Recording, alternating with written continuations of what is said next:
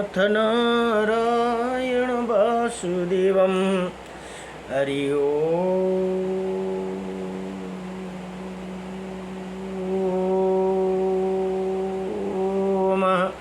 स्वस्ति श्री गणेशाय नमः।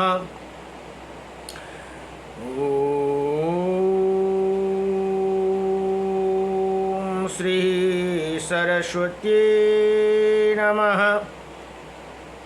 ओम श्री वेद पुरुषाय नमः। हरि ओम श्री मातृपेत्र चरण कमलेभ्यो नमः। ओम श्री गुरुचरण कमलेभ्यो नमः। ओम समस्त कुल देवता चरण कमलेभ्यो नमः। ओम समस्त पितृदेवता चरण कमलेभ्यो नमः। कृष्णं नारायणं वन्दे कृष्णं वन्दे व्रजप्रियं। कृष्णं द्वैपायनं वन्दे कृष्णं वन्दे पृथासुतं। वासुदेवं सुता देवकं सचारुणमर्दनं। देवकी परमानन्दं कृष्णं वन्दे जगद्गुरुं। मुखं करोति वाचालं पङ्गुं लङ्घयते गिरिं। यत्कृपातमहं वन्दे परमानन्दमाधवं। कस्तूरितिलकं ललाटपटले वक्षौ स्थूले कौस्तुभं। नासाग्रे वरमौक्तिकं करतले वेणुकरे कङ्कणं। सर्वज्ञ हरिचन्दनसुललितं कण्ठे च मुक्ताम्बले। गोपास्त्रीपरिवेष्टितो विजयते गोपालचूडामणि। वंशीविभूषितकर्णं नवनीरदावत। पीताम्बरदारुणाभिमफलधरोष्टा। पूर्णेन्द्रसुन्दरमुखः अरविन्द्रनेत्रात्। कृष्णात् परं किमपि ततो अहं न जाने। सच्चिदानन्दरूपायं विश्वोत्पत्यादिहेतवे। त्रयपत्राय विनाशायं श्रीकृष्णाय वयं नमः। ॐ कृष्णाय वासुदेवाय हरे परमात्मने प्रणतक्लेशनाशाय गोविन्दाय नमो नमः। जय जय श्री राधे जय जय श्री राधे मेरी स्वामिनी। मैं राधे जू की दास। जन्म जन्म दीजियो मोहे श्री चरण को बस।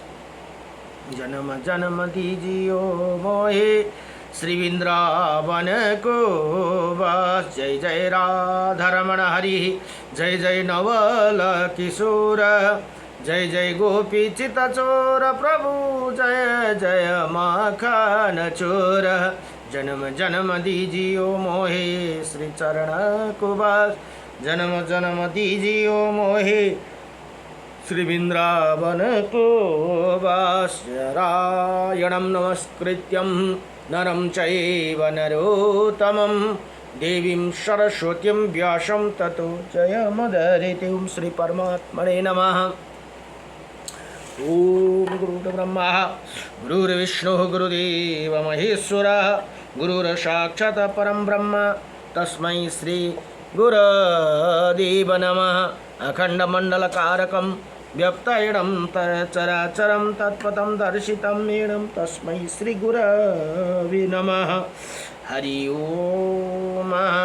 गुरु कै चरण मेरो काशी प्रयाग।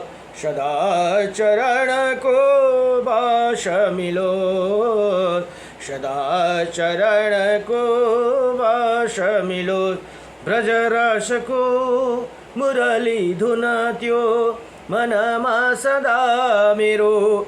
गुंजी रहोस् गुरु कै चरण मेरो काशी प्रयाग सदा चरण को वास मिलोस् गुरु कै चरण को चरण अमृतले सकल शरीर यो भिजी रहोस् कृष्ण नाम को माला जपी जपी राधा नाम को माला जपी जपी अंत समयमा प्राण छुटोस् गुरु कै चरण मेरो काशी प्रयाग सदा चरण को वास मिलोस् सदा चरण को वास मिलोस् प्रेम को बाती मन न सकूं प्रभु ज्ञान को ज्योति बाले रहोस् प्रेम को बाती मन न सकूं प्रभु ज्ञान को ज्योति बाले रहो भक्त हमी चरण का दासी भक्त हमी प्रभु का दासी कृपा दृष्टि सदै रही रहोस् गुरु कै चरण मेरो काशी प्रयाग सदा चरण को वास मिलोस्। ओम नमो भगवते वासुदेवाय। हरि ओम। महाराज स्तोत्र में एउटा महत्त्वपूर्ण स्तोत्रम छ जो श्री विष्णु अष्टविंशति नाम स्तोत्रम भनेर। हरि ओम। यहाँ अर्जुनले भगवान कृष्णलाई प्रश्न गर्नुहुन्छ। श्री अर्जुन उवाच किं न नामं शास्त्राणि जपते च पुनः पुनः यानि नामानि दिव्यानि तानि चक्षुषा केशव। हे भगवान केशव, मनुष्य बार बार हजार नाम जप क्यों करते, उनका जो दिव्य नाम है उनका वर्णन करे भनेर यहाँ भगवानसँग प्रार्थना गर्नुभयो।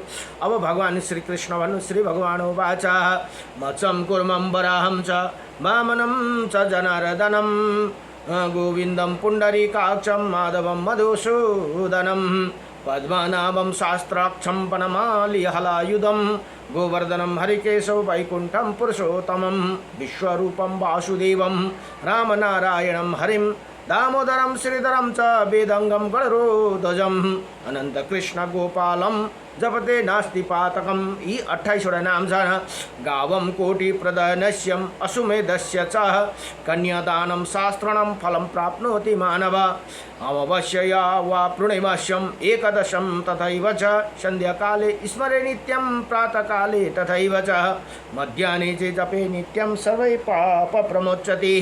यहाँ भगवान भन्नुहुन्छ हे अर्जुन, यी नामहरू यी 28 छोटकारीका नाम छन्। यी नाम जप गरे भने 1 करोड गौदान गरेको फल प्राप्त हुन्छ भने 100 अश्वमेध यज्ञ र 1000 कन्यादान गरेको फल प्राप्त गर्दछन्। औँसीमा पूर्णिमा तथा एकादशी तिथि नव प्रतिदिन सायं भनेको बेलुका, प्रात भनेको बिहान एवं मध्याह्न भनेको दिउँसो, यिन 3 समय यो नामहरू स्मरणपूर्वक जप गर्यो भने सम्पूर्ण पापदेखि मुक्ति हुन्छ भनेर यहाँ बताइएको छ। यो छोटकारीमा छ, हेर्नुहोस् त कति सजिलो छ। मत्सं कुर्मं वराहं च वामनं च जनार्दनं गोविन्दं पुण्डरीकाक्ष माधवं मधुसूदनं पद्मनाभं शास्त्रक्षं वनमाली हलायुधं गोवर्धनं हरिकेशव वैकुण्ठं पुरुषोत्तमं विश्वरूपं वासुदेवं रामनारायणं हरिं दामोदरं श्रीधरं च वेदांगं गणरोध्वजं अनंत कृष्ण गोपालं जपते नास्ति पातकम। यति मात्रै गायो भने पनि हाम्रो पापदेखि हामी मुक्ति हुन्छौँ भनेर यहाँ बताइएको छ। नारायणं परम ब्रह्म नारायणं परम तप नारायणं परम देव सर्वनारायणं सदा श्रीरामाय रामभद्राय श्रीरामचन्द्राय वेदसे श्रीरघुनाथाय नाथाय सीताय पतये नमः। ओम नमो भगवते वासुदेवं आये काछुं इस जगतमः सबले लिनो हरि का नाम मुदास योगनाथ को सब राधे राधे श्याम। जय जय लक्ष्मी नारायण भगवान को, जय जय राधा रमण भगवान को, जय जय श्री रामचंद्र भगवान को, जय जय उमापति शंकर भगवान को। ओम नमो भगवते वासुदेवाय। र अहिले श्री ब्रह्मा पुराण अध्ययन हुँदैछ। ब्रह्मा पुराणमा जम्मा 107 अध्याय भनेर बताइएको छ भने 10,000 श्लोक। अब आजको भगवान कृष्णको लीला चल्दैछन्। हिजोसम्म गोवर्धन पूजा गर्नलाई रेडी। अब आज गोवर्धन पूजा सुरु भयो र इन्द्रले वर्षा गर्नु र भगवानले गोवर्धन पर्वतलाई धारण गर्ने कथा यहाँ बडो दिव्य छ। इन्द्रद्वारा भगवानका अभिषेक, श्री कृष्ण और गोपी का बातचीत और रासलीला और अरिष्टासुरको वध भनेर यहाँ बडो दिव्य कथा। भगवान मेरो भगवानको लीला बडो दिव्यसँग यहाँ बताउनु हुँदैछ। अब यहाँ व्यासजी अरू ऋषि मुनिहरूलाई भन्नुहुन्छ, हे व्यासजी भन्नुहुन्छ, इंद्र के यज्ञ में बाधा पड़ने से देवराज इंद्र को बड़ा क्रोध हुआ भनेर यहाँ अब इन्द्रको पूजा गर्नु आट्नु भएको थियो। भगवानले प्रकृतिको पूजा गर्नु पर्दछ। इन्द्रको पूजा गर्नु गरेर के फल पाइन्छ भनेर प्रकृतिको पूजा गर्नु लाउनु, गोवर्धन पर्वतको पूजा गर्नु लाउनु भयो। आफ्ना मातापिता जति पनि त्यहाँका के अरे ब्रजवासीहरूलाई। त्यही कारण यहाँ भन्नुहुन्छ, देवराज इंद्र बड़ा क्रोध हुआ, उन्होंने मेघ के सर्वतक संवर्तक नाम का गण से कहा, बादलों से मेरी बात सुनो, ये मैं जो भी आज्ञा दूँ उन्हें बिना विचारे शीघ्र ही पूरा करो भनेर यहाँ इन्द्र रिसाएर यसरी बडो क्रोधपूर्वक भन्दछन्। खोटी बुद्धि वाले नंद गोप ने अन्य ग्वालों के साथ श्री कृष्ण के बल पर उन्मत्त हो मेरे यज्ञ को बंद कर दिया भनेर यहाँ भन्दछन्। इसीलिए उन्हें जो सबसे बड़ी जीव। अब यतिखेरसम्म इन्द्रलाई पनि यो थाहा छैन कि भगवान स्वयं श्री कृष्ण भगवान हुन् भनेर उनलाई सन्देह भइरहेको छ। जस्तै ब्रह्माजीलाई सन्देह भएको थियो। ब्रह्माजीले पनि सबै ग्वालबालहरू लगेर ब्रह्मालोकमा लुकाउनु भएको थियो नि, त्यही कथा त्यस्तै इन्द्रलाई पनि भयो। ये और जिनका पालन करने के कारण वो गोप कहलाते हैं और गौ को मुसलधार वृष्टि से पीडित करो भनेर यहाँ इन्द्रले यसरी आज्ञा दिए बादलहरूलाई, मेघहरूलाई। मैं भी पर्वत शिखर के समान उच्च ऐरावत पर सवार हो वायु के संयोग से तुम लोगों को सहायता करूँगा भनेर यहाँ भन्नुहुन्छ। देवराज की इंद्र की ऐसी आज्ञा पाकर मेघ ने गौ का सारा संहार करने के लिए बड़ी भयंकर आदि और वर्षा आरंभ की भनेर यहाँ बताउनुहुन्छ। एक ही क्षण में पृथ्वी दिशाएं और आकाश धारा वाहिक दृष्टि के कारण एक हो गई। वर्षा के साथ वायु और बड़े वेग से चल रही थी। इसी से कांपती हुई गौ प्राण त्यागने लगी। कुछ गौ को अपने अंगों में बछड़ों को छिपा कर खड़ी थी। जल की तेज धारा बहने से कितना ही गायों के बछड़ा बह गई भनेर यहाँ भन्नुहुन्छ। बछड़ा का मुख अत्यंत दयानीय हो रहा था। वायु के वेग से उन्हें गर्दन काँप रही थी, मानो वो आर्त होकर मंद स्वर में श्री कृष्ण को त्राही त्राही कर पुकार कर रही थी भनेर यहाँ भन्नुहुन्छ। भगवान ने देखा कि गौ गोपियों और ग्वालों से भरा हुआ संपूर्ण प्रजा अत्यंत पीड़ित हो रहा है। तब उन्होंने उनकी रक्षा के लिए इसी प्रकार विचार किया। जान पड़ता है कि ये सब देवराज इंद्र की करतूत है। आप यज्ञ बंद होने से ये हम लोगों को विरोधी ही हो गए। इसी समय मुझे ही समस्त ब्रज की रक्षा करनी चाहिए भनेर यहाँ भगवानले यसरी प्रार्थना के अरे सोच्नुभयो भनेर यहाँ बताउनुहुन्छ। ये गोवर्धन पर्वत बड़ी बड़ी है, शिलाओं से युक्त, और इसी को मैं बल अपने बल से उखाड़ कर मैं ब्रज को ऊपर छत्र की भांति धारण करूँगा भनेर यहाँ भगवानले यसरी सोच्नुभयो। र ऐसे निश्चय करके भगवान श्री कृष्ण ने गोवर्धन पर्वत को उखाड़ लिया और उसे लीलापूर्वक एक ही हाथ में धारण किया। पर्वत उखाड़ने के बाद जगदीश्वर भगवान श्री कृष्ण गोपियों से कहा, मैंने वर्षा से बचने का उपाय कर दिया। तुम सब लोग इसी का नीचे आ जाओ और जहाँ वायु का झोंका ना लगे वैसे ही स्थान में यथा योग्य बैठ जाओ। किसी प्रकार का भय नहीं करो। पर्वत के गिरने के आशंका बिल्कुल सड़कों पर बर्तन भाड़े लाद गऊ का साथ उसे नीचे आ गई। अब वर्षा की धारा से पीड़ित हुई गोपियाँ भी वहीं आ गई और श्री कृष्ण गोवर्धन पर्वत को स्थिति पूर्वक धारण कर रखा था भनेर यहाँ भन्नु। वही तनिक भी हिलता डुलता नहीं था। ब्रज में रहने वाला गोपी जन हर्ष और विस्मय पूर्वक दृष्टि से उसे देखते रहे। प्रेम पूर्वक निनिमेष नेत्र भनेको आँखा नझिम्काइकन देखते हुए भगवान की स्तुति करते रहे। नंद के ब्रज में मेघों ने लगातार 7 रातों तक वर्षा की। वो इंद्र के आज्ञा से गोप का विनाश करने पर तुले थे, परंतु श्री कृष्ण तब तक उसी पर्वत को धारण किए खड़े रह गए। इसके गोकुल की पूर्ण रक्षा हुई भनेर यहाँ बताउनुहुन्छ। और इंद्र की प्रतिज्ञा झूठी हो गई। तब उन्होंने बादलों को वर्षा करने से रोक दिया। बादल हट गए, आकाश स्वच्छ हो गए और इस इंद्र का षड्यंत्र सफल ना हो सका। तब समस्त ब्रजवासियों के लोग प्रसन्नता पूर्वक वहाँ से निकलकर पुनः अपने स्थान पर आए। फिर श्री कृष्ण ने भी महान पर्वत पर गोवर्धन को यथा स्थान पर रख दिया। ब्रजवासी ही विस्मत होकर उन्हें ये लीला देख रहे थे भनेर यहाँ भन्नुहुन्छ। श्री कृष्ण गोवर्धन पर्वत धारण करके समुच्चय गोकुल को बचा लिया। ये जानकर इंद्र ने उनके दर्शन की इच्छा हुई और महागज ऐरावत पर आरूढ़ वो ब्रज में आए। वहाँ देवराज गोवर्धन पर्वत के समीप श्री कृष्ण का दर्शन किया और गोप शरीर धारण करके गौ चरा रहे थे। उनका पराक्रम अनंत था भनेर यहाँ भन्नुहुन्छ। संपूर्ण जगत के रक्षा भगवान श्री कृष्ण वहाँ ग्वाल बालों से घिरे हुए खड़े थे। ऊपर पंक्षीराज गरुड़ अन्य प्राणियों से अदृश्य रहकर श्री हरि को मस्तक पर अपने पंखों को छाया कर रही थी।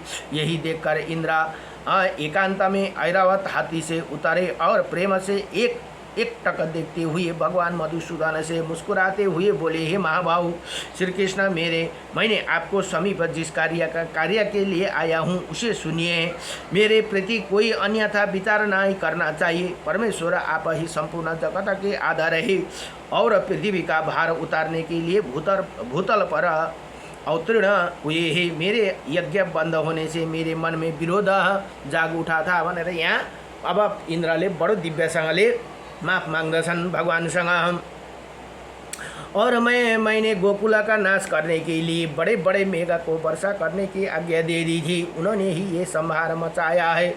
अब परंतु आपने महापर्वत को गोवर्धन को उखाड़ कर समस्त गौ को कष्ट से बचा लिया। विप्र वर आपके इसी अद्भुत कर्म से मुझे बड़ी प्रसन्नता हुई। और श्री कृष्ण, मैं तो अब ऐसे मानता हूँ कि आज ही देवताओं का सारा प्रयोजन सिद्धि हो गई, क्योंकि आपने एक ही हाथों में इसी गिरिराज की ऊपर उठा रखा था। श्री कृष्ण अपने गोवंश की बहुत बड़ी रक्षा की, अतः आपका आधार करने के लिए मैं गौ की प्रेरणा से यहाँ आपके समीप आया हूँ। गौ के आदेश अनुसार आज मैं उपेंद्रिय के पद पर आपका अभिषेक करूँगा। आज से आप गौ की इंद्र होकर गोविंद नाम से विख्यात होगे भनेर यहाँ इन्द्रले भगवान को एउटा नाम गोविंद भनेर यहाँ राखिदिनु भयो। ये कहकर इंद्र ने ऐरावत हाथी से घंटा उतार कर उनमें पवित्र जल भरा हुआ था। उसी दिव्य जल से उन्हें श्री कृष्ण भगवान को अभिषेक किया भनेर यहाँ बताउँदछन्। अब श्री कृष्ण का अभिषेक होते समय गौ का तत्काल अपने थुनों से दूध की धारा बहकर वसुधा को भिगो दिया। भनेको वसुधा भनेको पृथ्वी मातालाई भिजाइदिनु भयो भने अभिषेक का कार्य पूरा करके सचिपति भनेको इंद्र ने प्रेम और विनय पूर्वक श्री कृष्ण से फिर कहा, हे महाभाग प्रभु, ये सब तो मैंने गौ के आदेश से किया। अब पृथ्वी का भार उतारने के लिए इच्छा से मैं जो और कुछ बातें निवेदन करता हूँ उन्हें भी सुनिए। मेरे अंश से इसी पृथ्वी पर एक श्रेष्ठ पुरुष उत्पन्न हुआ है जिसका नाम है अर्जुन भनेर यहाँ भगवानले बताए कि इन्द्रले भन्नुभयो अर्जुन, महाभारत का अर्जुन इंद्र को अंशबाट उत्पन्न भएका हुन्। अर्जुन हे आप उनकी सदा रक्षा करते रहे। हे मधुसूदन, अर्जुन वीर पुरुष है, वो इसी भूमि का भार उतारने की आपकी सहायता करेंगे। जैसे आपने ही रक्षा की थी वैसे ही आपको अर्जुन की भी रक्षा करना चाहिए भनेर यहाँ इन्द्रले यसरी भगवानसँग वर माग्दछन्। श्री भगवान भन्नुहुन्छ, हे देवराज, मैं जानता हूँ भरत वंश में आपके अंश से अर्जुन की उत्पत्ति हुई है। मैं जब तक इसी भूतल पर रहूँगा अर्जुन की रक्षा करूँगा। मेरे रहते अर्जुन को युद्ध में कोई भी जीत नहीं सकेगा। हे महाबाहु कंस, अरिष्टासुर, केसी, कुल, कुलाय पीड़ा और नरकासुर आदि दैत्यों को मार जाने के पश्चात महाभारत युद्ध होगा। उसकी ही समाप्ति होने पर ये जानना चाहिए कि पृथ्वी का भार उतर गया। अब आप जाइए, पुत्र के लिए चिंतन ना कीजिए। मेरे आगे अर्जुन का कोई भी शत्रु सफल ना हो सकेगा भनेर यहाँ भगवानले पनि इन्द्रलाई यसरी वचन दिनुभयो। केवल अर्जुन के लिए ही नहीं, युधिष्ठिर आदि पांचों भाई के लिए महाभारत के अंत में कुंती देवी के समीप सकुशल लौटाऊंगा भनेर यहाँ वचन दिनुभयो। अब यहाँ भन्नुहुन्छ श्री कृष्ण ये कर देवराज इंद्र उन्हें छाती से लगा लिया और ऐरावत पर आरूढ़ हो पुनः स्वर्ग को प्रस्थान किया। तदंतर श्री कृष्ण गौ और ग्वाल बालों के साथ पुनः ब्रज में लौट आए। गोपियाँ की आंखें उनकी पथ पर लगी हुई थी, उनकी दृष्टि से वो मार्ग पवित्र हो गया था भनेर यहाँ बताउनुहुन्छ। हम अब इंद्र चले जाने के जाने पर गोपियों ने अनायास ही अद्भुत कर्म करने वाला श्री कृष्ण को प्रेम पूर्वक कहा, हे महाभागा, अपने गोवर्धन पर्वत को उठाकर हमारी और गौ की बहुत बड़े भय से रक्षा की है। ताता, हे ताता, ये अनुपम बाल लीला समाज में नीचा समझा जाने वाला ग्वालों का शरीर और आपका दिव्य कर्म, ये सब क्या है? आपने जलों में प्रवेश करके कालिया नाग का दमन किया, प्रलंबा को मार गिराया और गोवर्धन पर्वत को हाथों पर उठा लिया और इसमें हमारे मन में संदेह पैदा हो गए। हे अमित पराक्रमी श्री कृष्ण, हम श्री हरि के चरणों की शपथ खाकर सत्य सत्य कहते हैं कि आप इसी दिव्य शक्ति को देखते हुए हमें विश्वास नहीं होती कि आप मनुष्य है, आप देवता या कोई दानव, यक्ष और या गंधर्व। इन सब को बातों का विचार करने से हमारा क्या लाभ है? अब कोई भी क्यों न हो, इसी समय हमारे बंधन है, अतः आपको हमें नमस्कार प्रणाम करते हैं। हम देखते देखते स्त्री और बालकों सहित समस्त ब्रज को आपके प्रीति ही प्रेम बढ़ रहे हैं और ये कर्म भी आपका ऐसे ही जीना संपूर्ण देवताओं भी नहीं जान सकते। अभी आप बालक है, फिर भी आपके बल की कोई सीमा नहीं। इधर आपने हम लोगों के जन्म लिया, हाँ, हम लोगों में जन्म लिया है जो अच्छी श्रेणी में नहीं गिना जाते। अमेयात्मना, इन सब बातों पर विचार करने से अब हमारे मन में शंका उत्पन्न कर देते हैं भनेर यहाँ बताउँछन् गोपिनीहरू। अब गोपी का ये बात सुनकर भगवान कुछ काल तक प्रेम से रूठ कर चुपचाप बैठे रहे। फिर वे इसी प्रकार बोले, हे गोपगण, यदि मेरे साथ संबंध होने से आपका लज्जा नहीं आती तो अथवा यदि मैं आप लोगों का प्रिय हूँ तो इसी प्रकार विचार करने का क्या आवश्यकता है? यदि मुझ पर आपका प्रेम है अथवा मैं आपका प्रशंसा का पात्र हूँ तो मेरे प्रति अपने बंधु बांधव के समान ही स्नेह रखिए। मैं न देवता हूँ, न गंधर्व हूँ, न यक्ष हूँ और न दानव हूँ, और मैं तो आपका बंधु होकर उत्पन्न हुआ हूँ। अतः यही आपके मानना चाहिए। इसके विपरीत किसी भी विचार का मन में स्थान नहीं देना चाहिए। श्रीहरि का ये वचन सुनकर गोपा मौन हो गए और वो सोचकर ये कन्हैया हमारी बात सुनकर रूठ हो गए, वहाँ से चुपचाप चले गए। तदंतर एक दिन निशा काल में श्री कृष्ण ने देखा आकाश स्वच्छ और शरद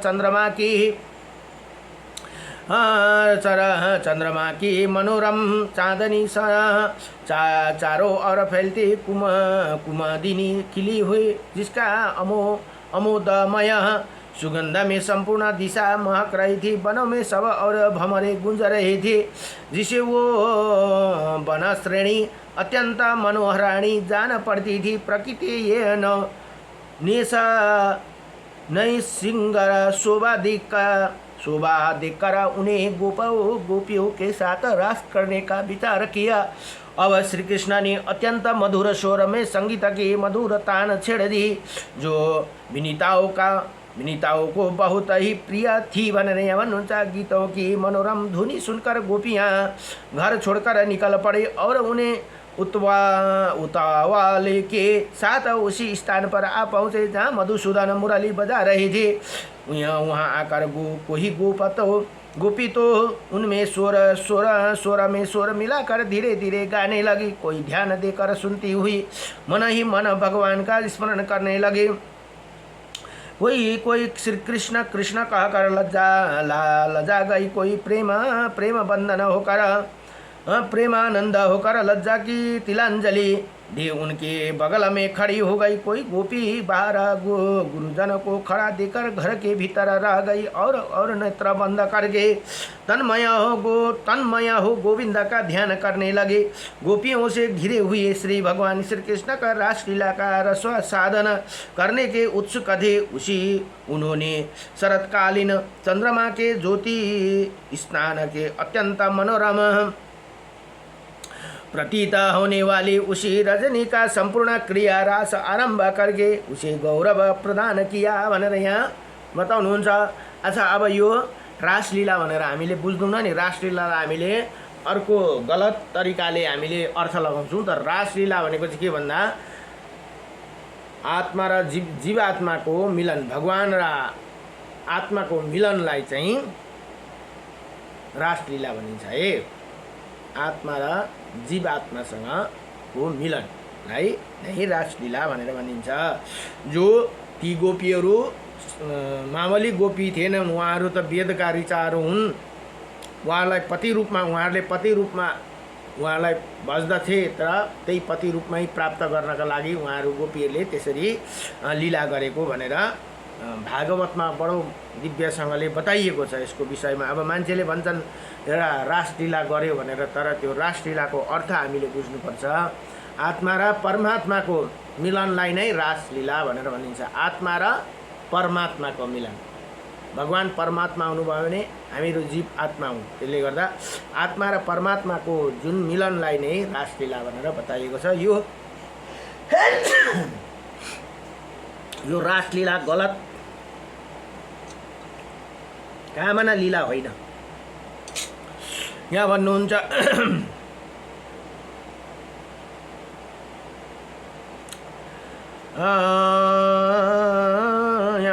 शरतकालीन चंद्रमा के होने वाली उसी रजनी का समान किया, रास आरंभ करके उसी गौरव प्रदान किया। इसी बीच में श्री कृष्ण गायब होकर, अब यहाँ त छोटकारीमा बताइएको छ, पुरा कथा त भागवतमा बडो दिव्यसँगले आउँछ। अब कसै गोपीहरूलाई अलिअलि अभिमान भयो अरे। अभिमान भएपछि भगवान त्यहाँबाट गायब भइदिनु भयो, हराइदिनु भयो। अन्यत्र चले गए गोपियों को शरीर श्री कृष्ण की चेष्टाओं में अधीन था। वो झुंड की झुंड अपने प्रियतम की खोज के लिए वृंदावन में बिताने लगी और उनमें से मन को केवल श्री कृष्ण की दर्शन की लालसा थी। वो वृंदावन की भूमि पर रात्रि में श्री कृष्ण के चरण चिन्ह देकर उन्हें चारों ओर ढूंढ रही थी। श्री कृष्ण की विभिन्न लीलाओं का अनुकरण करती हुई उन्होंने व्याग्रह और सब गोपियों एक ही साथ वृंदावन में विचरने लगे। बहुत खोजने पर भी श्री कृष्ण नहीं मिली। तब उन्होंने दर्शन से निराश होकर वो सब लौटकर यमुना के तट पर आए। उन्होंने मनोहर चरित्र का गाना किया। त्यहीलाई नै गोपी गीत भनेर पनि बताइन्छ न। इतने में श्री कृष्ण उन्हें आते दिखाई दिए। उन्हें मुख कमल खिला था। त्रिभुवन के रक्षक और लीला से ही सब कुछ करने वाला भगवान श्री कृष्ण को आते देखकर कोई गोपी अत्यंत हर्ष से भर गई और उसके नेत्र प्रसन्नता से खिल उठे। वही भगवान श्री कृष्ण कृष्ण कृष्ण करके रट लगाने लगे। किसी ने भौं टेढ़ी करके उन्होंने देखा और नेत्र रूपी भमरा के द्वारा अनेकों मुख कमल के सुंदर माधुरी के माधुरी का पान करने लगे। किसी गोपा ने गोविंद को निराह कर अपने नेत्र बंद कर लिया और उनके स्वरूप का ध्यान करती हुई ये योगारूढ़ से प्रतीत होने लगे। तब माधव ने किसी को प्रिया वचन कहकर और किसी को कुटिल भुरंगी से निहा कर मनाया। सबका चित्त प्रसन्न हो गया और फिर उधर चरित्र वाले भगवान श्री कृष्ण रास मंडली बनाई और समस्त गोपियों के साथ आदर पूर्वक रासलीला की। उसी समय कोई भी गोपी श्री कृष्ण के पास से हटना नहीं चाहते थे तथा वो स्थान पर स्थिर हो जाने के कारण रोमांच मंडल न बन सका। तब श्री कृष्ण ने एक गोपियों के हाथ पकड़कर रास मंडल की रचना की। उसी समय उनके हाथों में स्पर्श पाकर प्रचेता गोपियों की आंखें आनंद से मुद जाती थी। इसके बाद रासलीला आरंभ हुई। चंचल चूड़ियों की झनकारों के साथ क्रमशः शरद ऋतु की शोभा के ही रमणीय गीत गाए जाने लगे। उसी समय श्री कृष्ण शरद ऋतु के चंद्रमा का उनकी चारों चंद्रमा का और मनोहर कुमद वन का वर्णन करते हुए गीत गाते थे, किंतु गोपियाँ बारंबार केवल श्री कृष्ण के नाम के गान करती थी। श्री कृष्ण जितने ऊंचे स्वर से रास के गीत गाते उसे 2 गुना स्वर में समस्त गोपियाँ धन्य कृष्ण का उच्चारण करती थी। भगवान जब आगे चलते तब गोपियाँ उनके पीछे पीछे चलते। जब ये पीछे की ओर घूमकर लौटना पड़ते तब वो उनके सामने मुँह किए पीछे हटती थी। इसी प्रकार वो अनुलोम और प्रतिलोम गति से श्रीहरि का साथ देती थी। भन्नुहुन्छ मधुसूदन उसी समय गोपियों का साथ ऐसे रास किया जिसे उन्हें बिना एक क्षण भी करोड़ों वर्ष के समान प्रतीत होने लगा। भगवान श्री कृष्ण सबके ईश्वर है। वही गोपियों में उनका पत्नियों का तथा संपूर्ण भूतों के भी निवास करते हैं। उन्हें आत्मा स्वरूप से संपूर्ण विश्व को व्याप्त करने का स्थिति जैसे कि ये सब प्राणियों के पृथ्वी जल अग्नि वायु आकाश और आत्मा ये सब उनका भगवान, उसी प्रकार भगवान भी सबका व्याप्त करके स्थिति है। वन एक दिन की आधी रात के समय श्री कृष्ण रासलीला में संलग्न थे। अरिष्टासुर नाम का उन्मत्त दानव ब्रजवासियों में त्रास देते हुए वहाँ सांड के रूप में आ पहुँचे। उसका शरीर जलपूर्ण मेघ के समान काला था और सिंह तीखी थे। नेत्र सूर्य की भांति तेजस्वी दिखाई देते थे।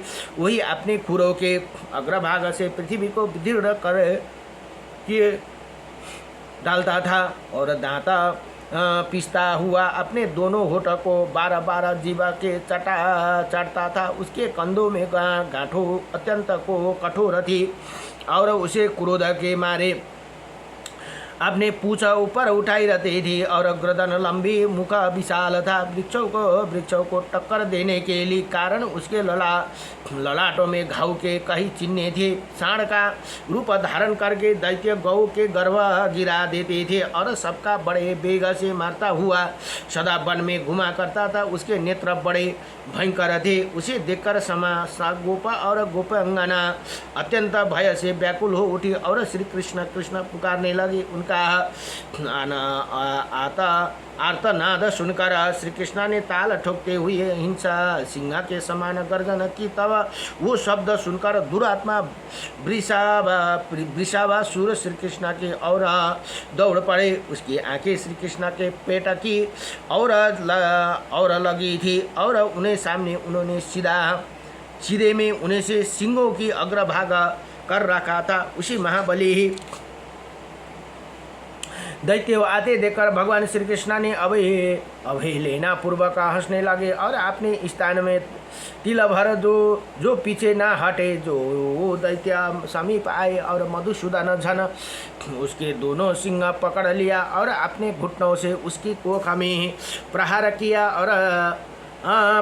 किया। सिंह पकड़ लिया जाने से दानव हिला डुल नहीं पाता था। उसका अहंकार और बल दोनों नष्ट हो चुके थे। श्री कृष्ण ने उसी का गर्दन की ही भीगे हुए कपड़े की भांति निचोड़ डाला और सिंह उखाड़ा उसी ने उस पर प्रहार किया। इसमें वो महादैत्य मुँह से रक्त बमन करके मारा गया। उसे मारे जाने पर गोपों ने भगवान श्री कृष्ण की भूमि पर एक भूरी प्रशंसा की। ठीक है, उसी तरह जैसे पूर्व काल में जम्बासुर को मार जाने पर देवताओं ने इंद्र की स्तुति की भनेर यहाँ बताउनुहुन्छ। यति भनेर श्री ब्रह्मा पुराण को 75 अध्याय में 70 75 अध्यायमा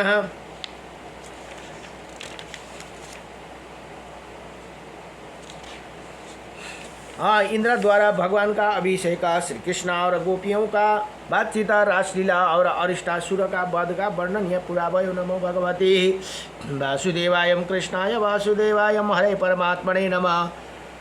प्रणतक्लेशनाशाय गोविंदाय नमो नमः। श्री कृष्ण गोविंद हरे मुरारी हे नाथ नारायण वासुदेवं श्री श्यामदार नारायण ये मुकुंद लक्ष्मीपते केशव वासुदेवम। अब भगवानको अब कंस ने भोलिको प्रसङ्गमा 76 अध्यायमा कंस ने अकुर जी को नंदगांव पठाउनु, आज जाने का आज्ञा देना और केसी का वध तथा भगवान के पास नारद का आगमन भनेर यहाँ अब यो एउटा केसी दैत्य भनेको वध गरेपछि नारद मुनिको आगमन हुन्छ। भगवानलाई नारद मुनिले सम्झना गराउनुहुन्छ। भगवान अब लीला कति गर्नुहुन्छ, लीला भयो, अब कुछ काम गर्नुहोस् भनेपछि त्यति भनिराखेर फेरि नारद मुनि कहाँ जानुहुन्छ, कंसकोमा। कंसलाई भन्छ तिमीले पनि अब कतिसम्म तिम्रो सन्तान मार्नु दिन्छौ, एक काम गर भान्जोलाई यतै बोलाउ र यहीँनेरि ठिक पार भनेर नारद मुनिले त्यति भनिदिइराख्छन्। र कंसले अब अकुरजी उनका मन्त्री हुनुहुन्थ्यो, भगवानका काका पनि हुनुहुन्छ, अकुरजीलाई नन्दगाउँमा पठाएको प्रसङ्ग भोलिको उसमा बडो दिव्यसँगले कथा, बडो राम्रो दिव्य कथा छ हो भगवान कृष्णको। त्यहाँदेखि अब यी अर्को अकुरजी नन्दगाउँ में जाना श्री राम कृष्ण को मथुरा यात्रा भनेर बडो भगवानको लीला। त्यहाँबाट कुब्जा भगवानले कुब्जा के अरे ती कंसहरूलाई मारिसकेपछि कुब्जा पर कृपा कुलय पीडा सानो र मुष्टिक तोसल और कंसका वध भनेर बडो दिव्यसँगले भगवानको कथा यहाँ आउँदैछ। नमो भगवते वासुदेवाय कृष्णाय वासुदेवाय हरे परमात्मने नमः। प्रणत